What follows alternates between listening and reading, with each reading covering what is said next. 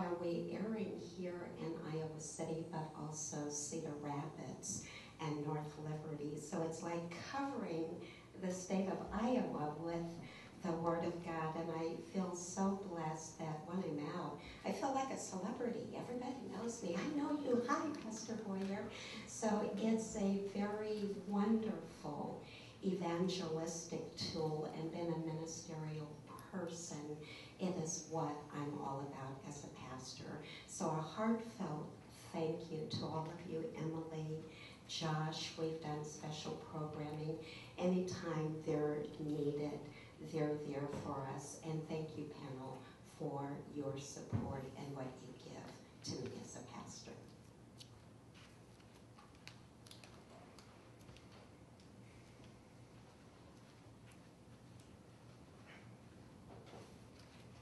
Good evening.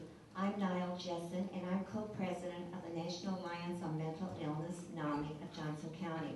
For those of you in the audience and for the panel who do not know what NAMI is the largest grassroots mental health advocacy group in the country.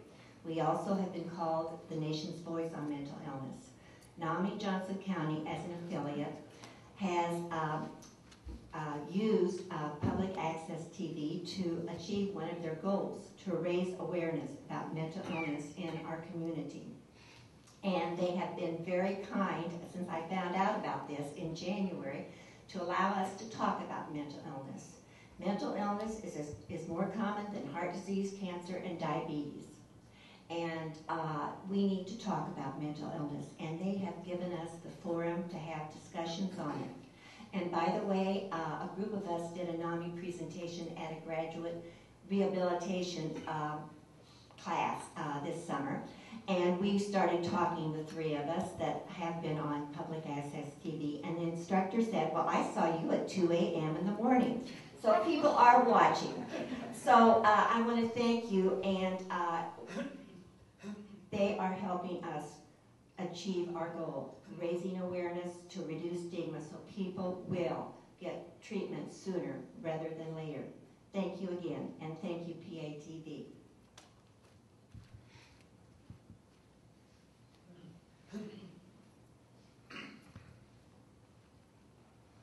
Hello, my name is John Robb. I'm the associate pastor at First United Methodist Church here in Iowa City.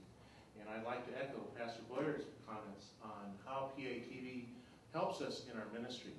At our particular location, in our congregation, we have every year a growing number of people who, because of health or aging problems, cannot regularly attend church. And they rely very much on our broadcasts on PATV twice a week, on Sunday and on Wednesdays. And we are very appreciative to PATV that we are able to do that because it fits our broadcasting budget just perfectly.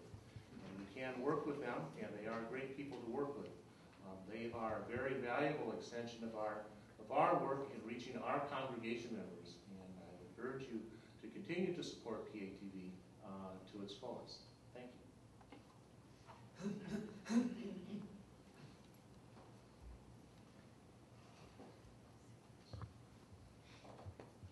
Rafael Crespo, and I'm here representing West Liberty, Iowa Hispanic Church called Independent Pentecostal Christian Church. And we are right in the middle of a process of purchasing our own television station. And Josh and PATV has actually been able to help us in the process of purchasing it. Valuable information on how to obtain certain information, his contacts. I could say anywhere we've probably saved a good $10,000–$15,000 by using PATV, by the training that he has given us, the equipment, being able to learn equipment, all the resources, more valuable than anything. So many people come in and out of that place that I don't have to go searching myself. I call up Josh, not too regularly, I don't want to bother him too much, but he's always there to answer, hey, I need this, and he said, well, I know a guy over here, or I know a guy over there. And all that type of contacts has saved me time, a lot of effort, easy access, quite a bit of information and training, using the equipment. I don't have to go to the University of Iowa for any classes. Kirkwood is giving it right there, several $1,000s I've saved myself. And I'm able to send our congregation over for the type of training that they give, so they start running our cameras. You know, a lot of young people are interested. We haven't sent them quite yet, but it is all a part of the process. I spoke with him. He's helped us. He's come actually visit our church, look at lighting. So quite a bit of help that just comes right out of PATV, especially with all the gentlemen and the ladies that work there. Thank you.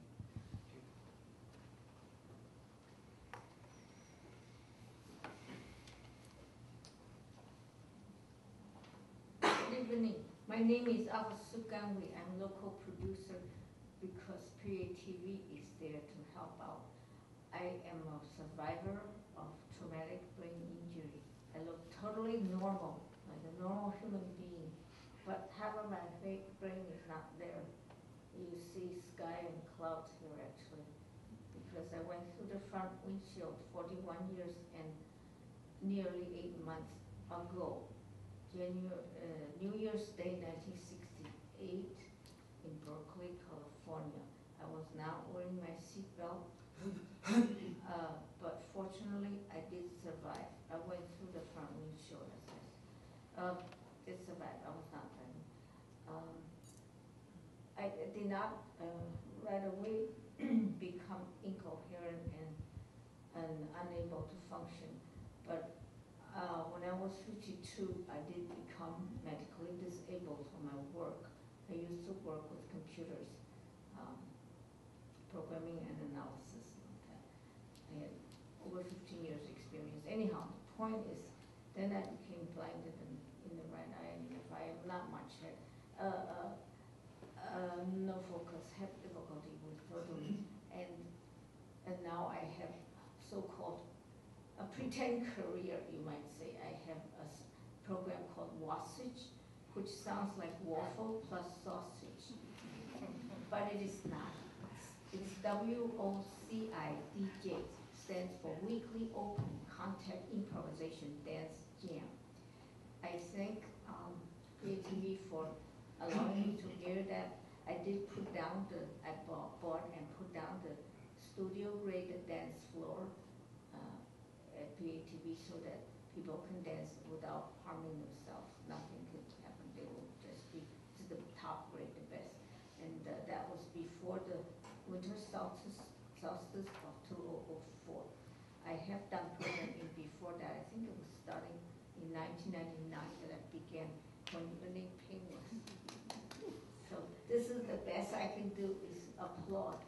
And PATV allows me to do much better. And also expressing and so forth. And because of this practice of being able to express, recently when my hands were cut off by the University of Iowa because they put up an electronic wall that only the registered students were allowed to use the software packages on the virtual desktop. I had such a hard time. I finally was able to get on the virtual desktop, but it was not able to see my drive at all. I had a hard time. I still not able to, but I finally called and told them, this is wrong. You are discriminating against a disabled person. Shouldn't do this. This is wrong. So they finally got someone to, her name is Wendy Brown. She was not there. I talked to her voicemail, and she was able to. She did call me back a while later and told me to go to the Department of Education where there's assisted technology help. So I did, and so forth. However, the ability to be fluent at expressing and asking for help and also giving what I can is, I have PATV to thank very, very much. And also World Wide Web, of course, and the PATV's staff members helping me all the time. I'm very grateful. Thank you very much. Please continue to support PATV. If PATV does not exist, then my career will be dashed. Thank you.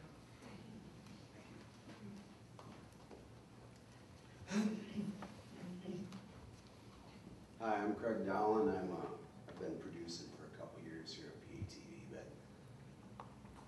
it's a lot of fun. It's the way I look